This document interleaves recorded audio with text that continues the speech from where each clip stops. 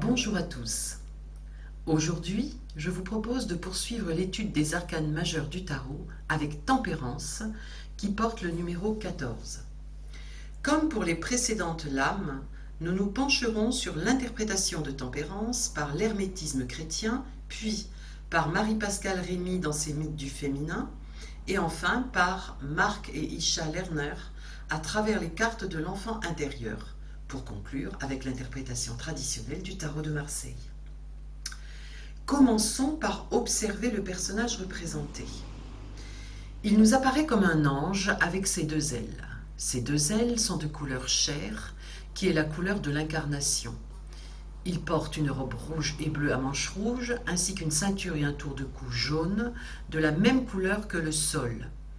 Pour rappel, le rouge représente le feu, l'action dans la matière, le bleu représente l'eau, la réflexion et la réceptivité, et le jaune, le rayonnement et la matière divinisée.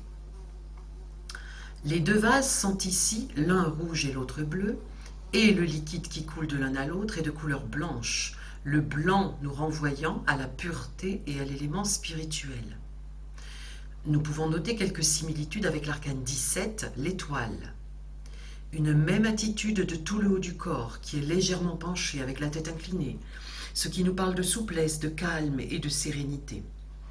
Nous constatons la même couleur de cheveux, ils sont bleus et donc, la tête étant communément reconnue comme le siège de la pensée, la couleur bleue nous indique que la pensée est réceptive à ce qui vient du ciel et donc du monde spirituel.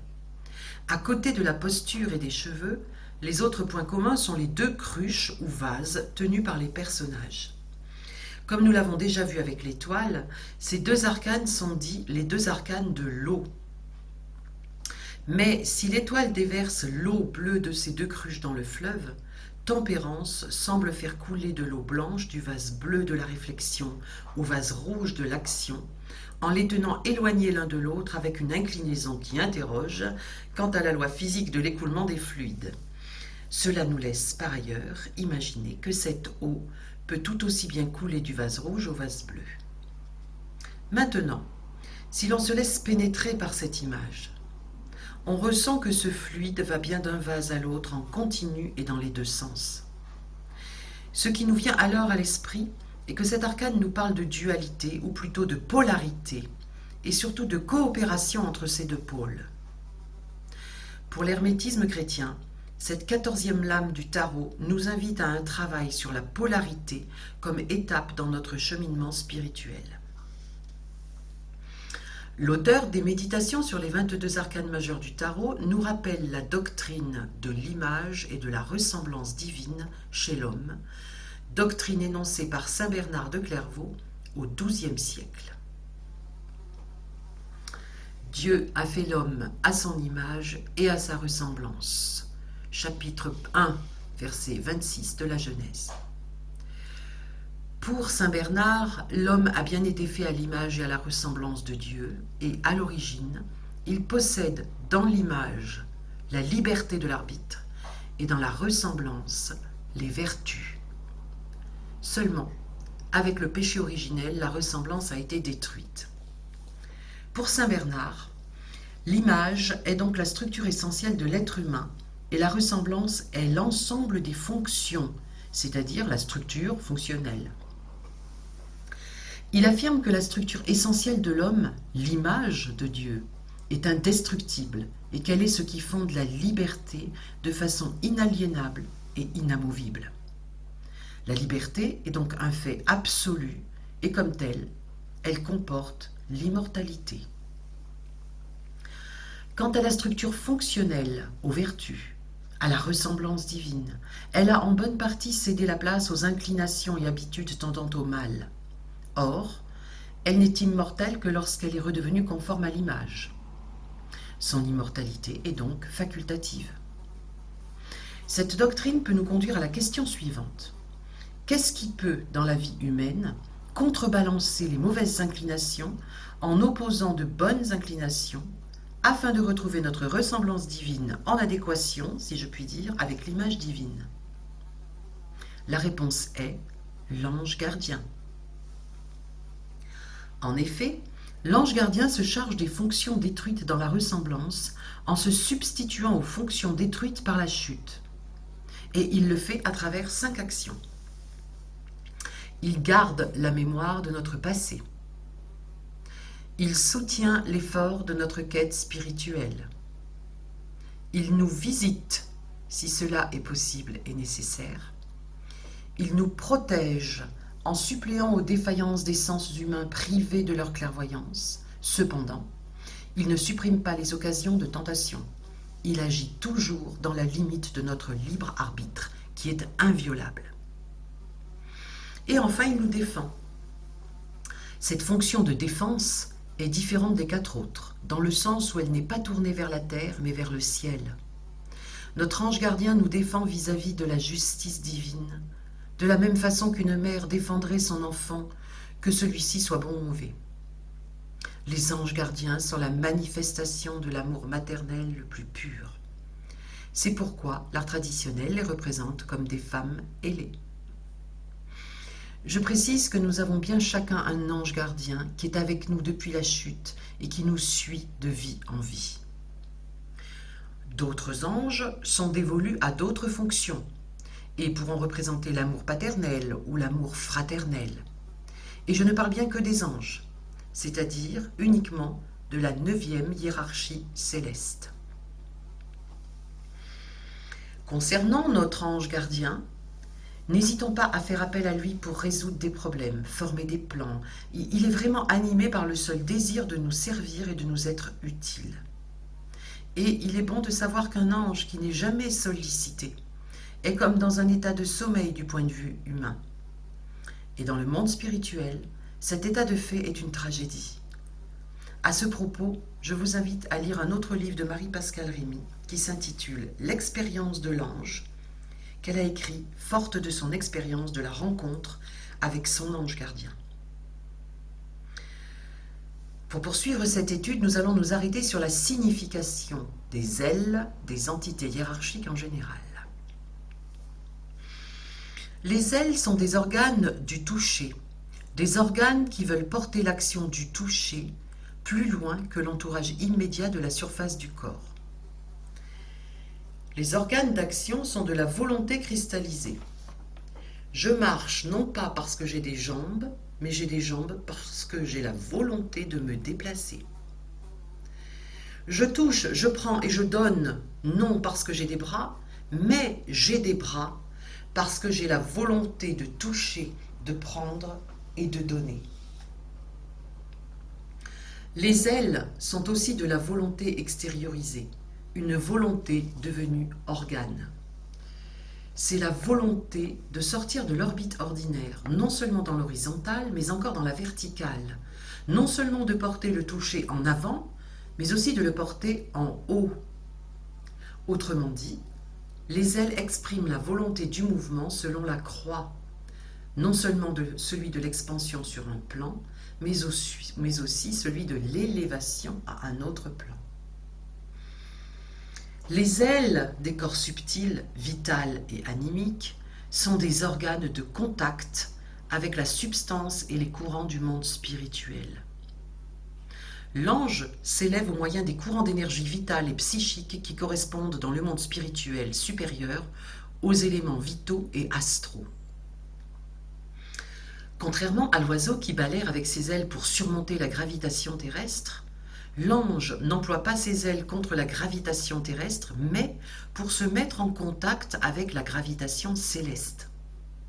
D'une certaine façon, les ailes de l'ange constituent ces liens quasi organiques avec Dieu. Au moyen de l'aile gauche, l'aile gnostique, l'ange est en contemplation de la sagesse divine. Et au moyen de l'aile droite, l'aile magique, il est actif en tant que messager, en tant qu'ange. Tel est le principe de polarité sous-jacente à la dualité des ailes. Ceci étant, selon la tradition, il est aussi des hommes qui sont doués d'ailes. C'est le cas de saint Jean-Baptiste, qui est souvent représenté avec des ailes, ou de l'ermite du tarot de Bologne, que l'on voit s'appuyant sur 2 béquilles devant une colonne. Ici, devenir colonne est le but de l'ermite, et le moyen de s'élever en colonne, ce sont les ailes. Des ailes astrales et éthériques chez l'homme signifient un degré plus ou moins avancé de la récupération de la ressemblance divine. L'homme d'avant la chute avait bien des ailes. Il s'agit donc du domaine de l'inconscient. La question est donc, comment récupérer ces ailes? Les ailes sont des organes des corps subtils, astral et éthériques, et non pas des activités du moi conscient. Les ailes relèvent des activités de l'inconscient. Pour récupérer ces ailes, il s'agit de prier et méditer de manière à ce que la prière et la méditation deviennent quasi organiques. Ainsi, les actes conscients de prier et méditer, par leur fréquence et leur intensité, se transformeront en courants psycho-éthériques dans nos corps subtils. Les corps astral et éthériques peuvent prier sans cesse, ce qui n'est pas possible pour le moi conscient. Mais le moi conscient peut, par son initiative, instaurer le courant de la prière sans cesse dans la conscience, avant de le porter dans l'inconscient psychique, le corps astral, et dans l'inconscient vital, le corps éthérique. Le corps éthérique, qui pour rappel, est aussi le corps de la mémoire. Cette prière sans cesse, une fois établie dans les corps éthériques et astrales, constitue le courant dirigé d'en bas vers les hauteurs spirituelles et participe à la formation des ailes. Je dis participe seulement, car il faut quelque chose de plus pour la formation complète des ailes. Il faut la rencontre de ce courant ascendant avec le courant descendant, c'est-à-dire avec la grâce divine. De fait, les ailes ne se forment que lorsque les deux courants, celui de l'effort humain et celui de la grâce, se rencontrent et s'unissent. Et la présence d'ailes authentiques dans l'inconscient humain se manifeste comme une orientation constante de la conscience vers Dieu, avec un sentiment de la présence de Dieu et du monde spirituel que rien ne peut altérer. Il en émane deux convictions inébranlables. Pour Dieu, on peut tout supporter et on peut tout accomplir. Le martyre et la thaumaturgie sont les deux colonnes sur lesquelles la foi repose et par lesquelles elle a conquis le monde antique. C'est là le gnostique, la gauche, qui prédispose la conscience au martyr. Et c'est l'aile magique, la droite, qui la prédispose à la thaumaturgie. Un homme ailé est donc prédisposé à l'héroïque et au miraculeux. Les ailes sont donc le contraire des jambes. Elles nous mettent en contact avec le ciel, avec la gravitation céleste, alors que les jambes nous mettent en contact avec la terre, avec la gravitation terrestre.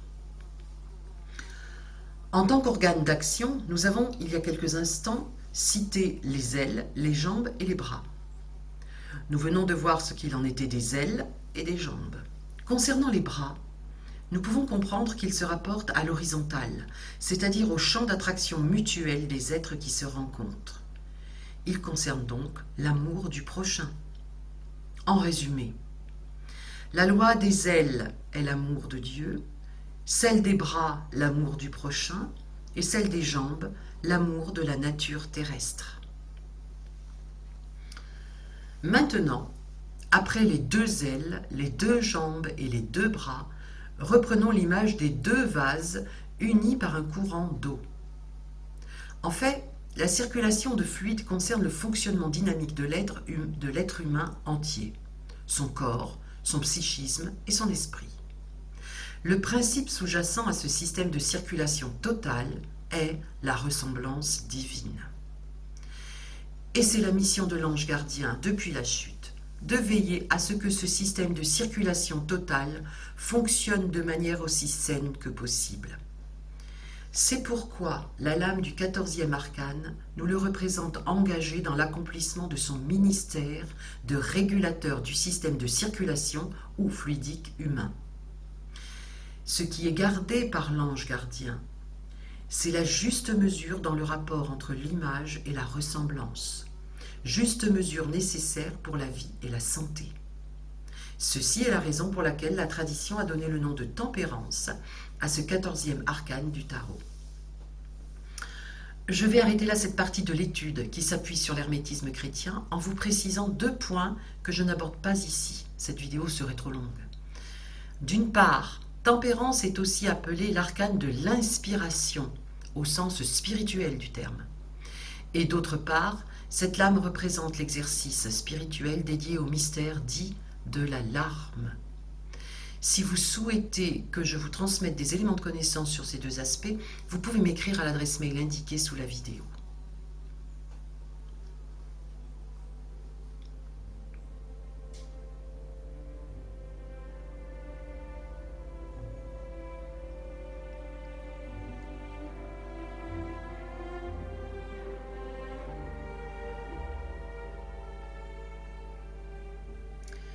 Tournons-nous maintenant vers les mythes du féminin de Marie-Pascale Rémy.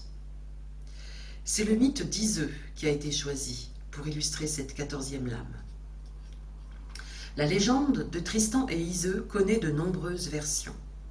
Le roman écrit par Béroul, poète normand de la seconde moitié du XIIe siècle, est l'une des versions les plus célèbres et nous conte une histoire d'amour sur fond de magie. Pour rappeler en quelques mots la trame principale de l'histoire, Iseux, fille du roi d'Irlande, doit épouser le roi Marc, roi de Cornouailles. C'est Tristan, neveu du roi Marc, qui conduit la jeune princesse d'Irlande en Cornouailles. Durant la traversée, Tristan, croyant se désaltérer avec de l'eau, boit le breuvage magique préparé par la reine d'Irlande pour la nuit de noces, afin d'assurer un lien amoureux puissant entre sa fille et le roi de Cornouailles. Et il se trouve que Tristan, après avoir bu de ce breuvage, en offre à Iseux. L'effet est immédiat. Malgré cela, Iseux épousera le roi Marc tout en continuant d'aimer éperdument Tristan. Le roman nous conte les péripéties découlant de cet amour impossible qui se termine par la mort de Tristan et par celle d'Iseux. Ce qui est mis en avant dans ce roman d'amour courtois est davantage une discipline du désir plutôt qu'un abandon à la passion amoureuse. L'amour courtois est un cheminement initiatique qui consiste à exalter l'attirance magnétique entre le chevalier et sa dame et à transmuer cette énergie en force de perfectionnement spirituel. Dans le monde féodal, les chevaliers sont des initiés. La cérémonie d'adoubement est un sacrement par lequel ils sont consacrés au service de Dieu et de sa justice. La préparation, ce rituel se déroule en 3 étapes. La préparation, la collée et l'armement. La préparation dure 3 jours et repose sur le jeûne et 3 nuits de veille dans la solitude. La collée est souvent l'étape mise en scène dans les œuvres cinématographiques. Elle consiste à frapper le candidat au cou avec le plat de l'épée en prononçant une formule d'incantation suivie d'une accolade. Marie-Pascale Rémy nous précise que l'initiation est dans ce geste qui représente l'offrande de la tête. En cela, le chevalier renonce à son pouvoir et à sa volonté propre jusqu'à la mort. Ses forces sont au service du divin.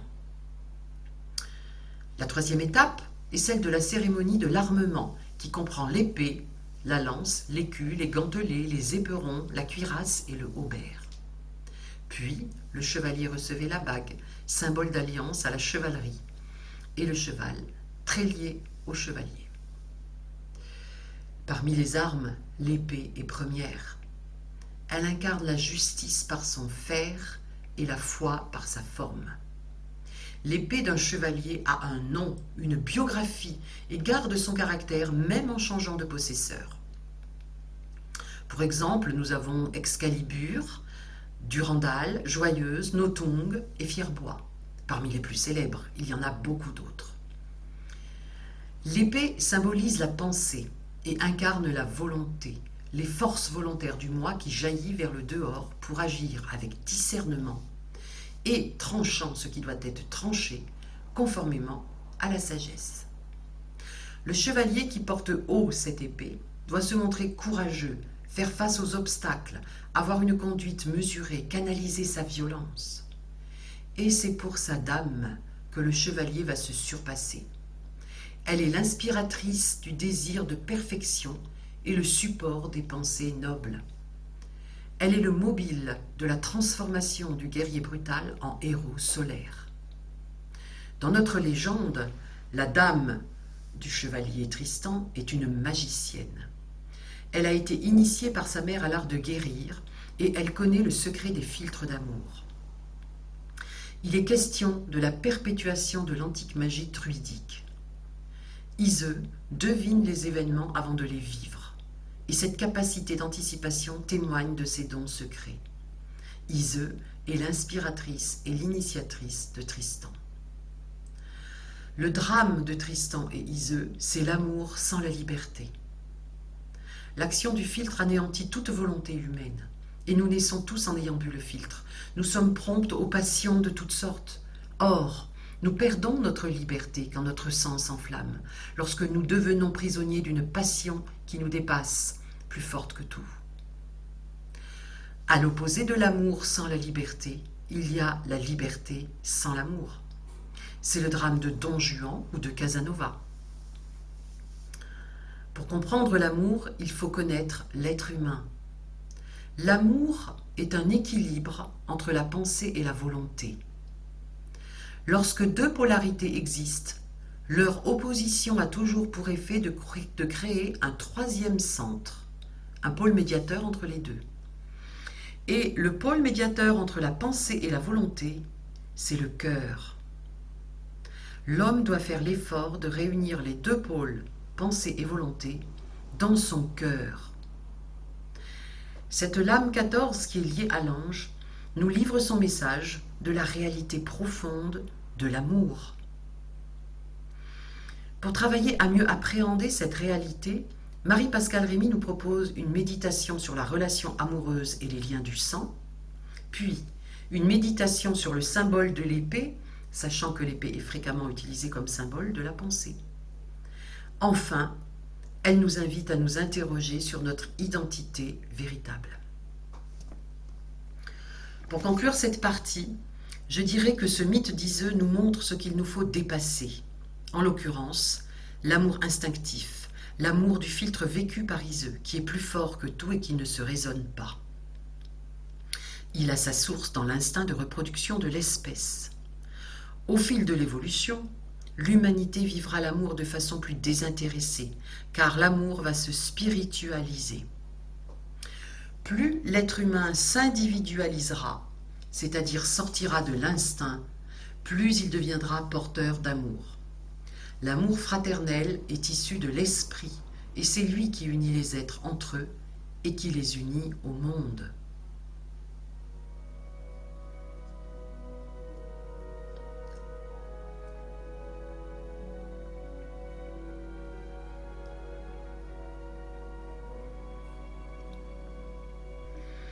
Avant de terminer cette étude par les interprétations données à Tempérance dans des tirages traditionnels, je souhaite évoquer comme d'habitude les cartes de l'enfant intérieur.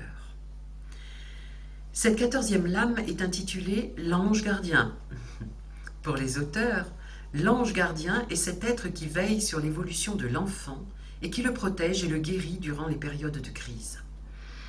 Dans leurs commentaires, Mark et Isha Lerner font allusion au tarot d'Aleister Crowley, qui a intitulé cette carte « L'art ». Pour eux, toute œuvre d'art est le fruit du mariage des forces d'inspiration angélique ou supérieure et des matières et instruments physiques.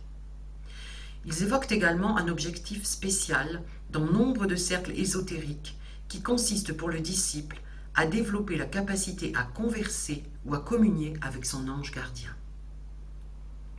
Enfin, il rappelle que les marraines fées, magiciens protecteurs et autres bonnes fées des contes pour enfants sont des variations du thème plus vaste de l'ange gardien. Si nous tirons cette carte, nous sommes invités à rétablir notre sens de la pondération et de l'équilibre afin de nous sentir à nouveau en sécurité. Les auteurs rappellent une prière chrétienne de protection et de guidance récitée autrefois par les enfants. Ange de Dieu, mon cher gardien, auprès de qui je suis envoyé par l'amour de Dieu, sois à chaque instant de ce jour à mes côtés pour m'éclairer et me garder, me diriger et me guider. Le message de l'ange gardien représenté sur cette carte nous dit de nous adresser aux forces supérieures pour leur demander aide et assistance. Et souvenons-nous que tout véritable appel fait à notre ange gardien reçoit une réponse.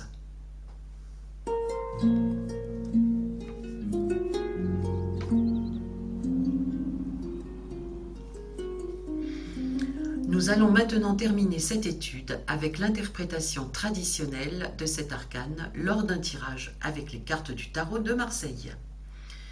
Je précise une nouvelle fois que je choisis de ne pas développer cette partie car il existe déjà de nombreux ouvrages excellents sur le sujet ainsi que des analyses très pertinentes à disposition de chacun sur Internet.